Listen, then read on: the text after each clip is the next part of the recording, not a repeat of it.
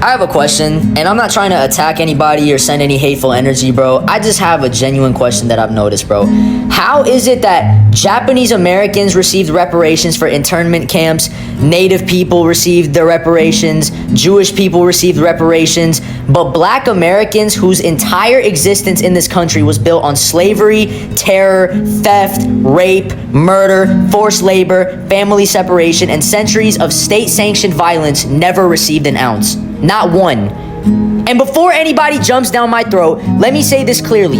I am not saying Japanese Americans or natives or Jewish people did not deserve reparations. They absolutely did. What happened to them was horrific, evil, and unforgivable. That's not the question though. The question is, why was acknowledgement possible for some pain but impossible for others? Because slavery was not just an event, it was not a moment in time, it was a system, it was a business model, it was an economy, it was a foundation. This country did not just benefit from slavery, it was built on it. And then, when slavery officially ended, the violence did not stop. It just changed uniforms, racism, Jim Crow, redlining, lynchings, murders, segregation, mass incarceration, police terror, the war on drugs, racially profiling, economic exclusion, medical abuse, educational sabotage, generation after generation after generation after generation. So when people say, that was a long time ago, I don't know how the fuck to respond to that, bro. Because the damage never stopped long enough to become the past. Reparations are not about guilt. They're not about handouts. They're not about punishment. They're about acknowledgement. When a government says,